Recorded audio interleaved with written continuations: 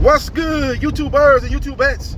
This is JB Sports, back again with another one.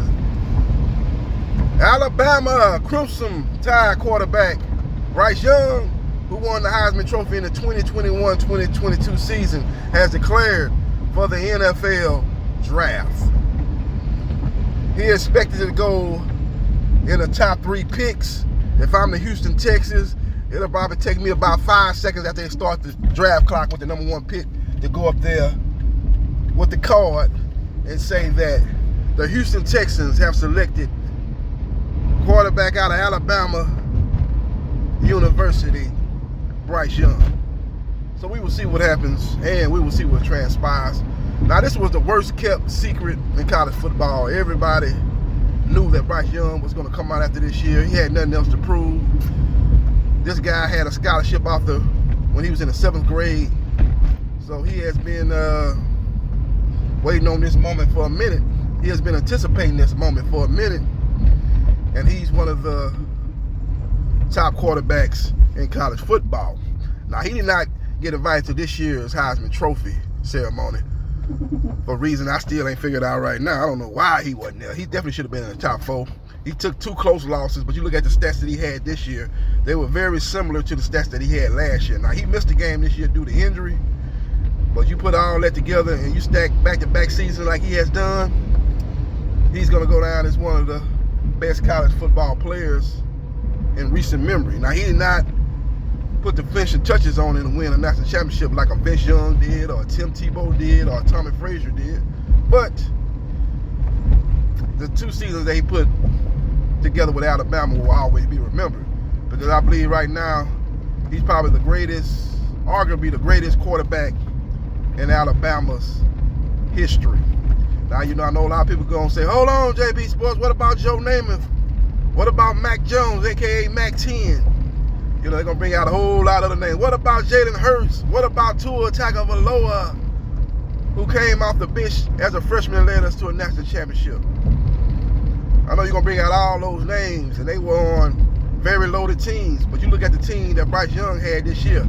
Well, he did not have the receivers that he had last year when he took his team to the national championship game and got beat by one of the best defenses in college football history.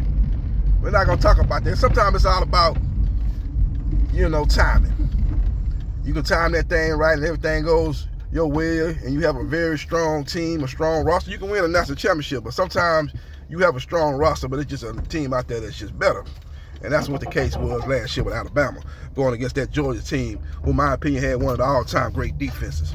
With all that being said, Byrce Young should go number 1. Nick Caserio, who's the general manager of the Houston Texans, if he's going to still be there. I don't think he's going to get fired, but I definitely think the head coach, Lovie Smith, will not be there. So Caserio is going to be there. Maybe he looks at Byrce Young, or maybe he looks at C.J. Stroud. Now, one quarterback that he bet not be analyzing as his number 1 pick is Will Levis from Kentucky. That guy's off the board. He shouldn't be nowhere in the picture as far as the Texans' number 1 pick. You know, even if you say, okay, we're gonna go with Williams from Alabama, or the defensive lineman from Georgia with the number 1 pick, and number 15 pick, we're gonna get a receiver. We'll draft a quarterback in the 2nd round. And if Will Levis is there, we take Will Levis. Even if you do that, you understand me? Even if you do that, that's a bad move, man. Will Levis is not that dude, man. He's very inaccurate. You know, very inaccurate. Don't have great pocket presence. You know, that's one thing that's going to be prevalent, man. If you inaccurate in college, 9 times out of 10, you're going to be inaccurate in the pros. Now, we got one example, one shining example, one outlier, one unicorn in Josh Allen, who was very inaccurate in college at Wyoming, but was able to fix his inaccuracies, and he was able to play at a very high level for the Buffalo Bills. But that's a unicorn. That doesn't happen. When you're inaccurate in college, you're going to be inaccurate in the pros when the windows are smaller, the receivers are not as wide open as they are in college. So if you're inaccurate in college, you're damn sure going to be more than likely inaccurate in the pros.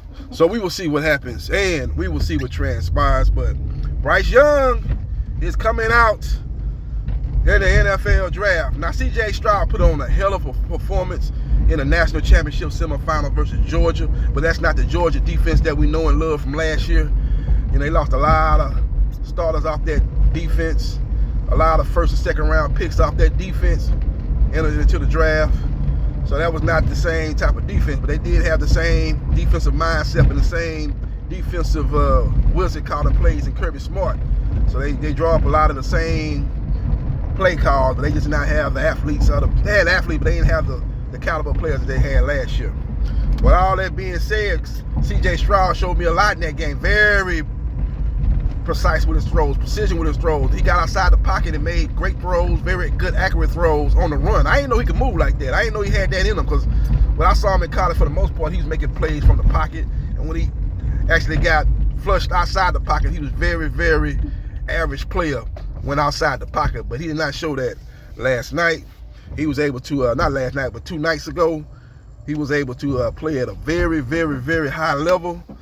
Outside the pocket, it was obviously that the head coach, Day, knew that he could not sit in that pocket with that Georgia pass rush, so they decided to move him outside the pocket. He made a lot of plays outside the pocket, man. A lot of off-script plays that he was able to make. Very, very great performance. So he should be the number 2 quarterback off the board behind Bryce Young. I will still take Bryce Young ahead of him. But the Texans do take C.J. Stroud because they go with the measurables. He's got the height. He's got the arm. He's a classic, prototypical quarterback. If you look at the measurables, he's a much bigger quarterback than Bryce Young. But when you look at the tape, look at how each guy played for the last 2 years, it's obvious that Bryce Young is a better quarterback. He's more pro-ready. He'll be able to come in and start his rookie year, and he'll be able to put up respectable numbers. If you put the right talent around you, you might be able to compete in a mediocre AFC South next year if you're the Houston Texans. So we will see what happens, and we will see what transpires. Follow me on Facebook, Gerard.Briscoe.3551. Like, share, and subscribe to JB Sports, the man, the myth, the legend. And I holla.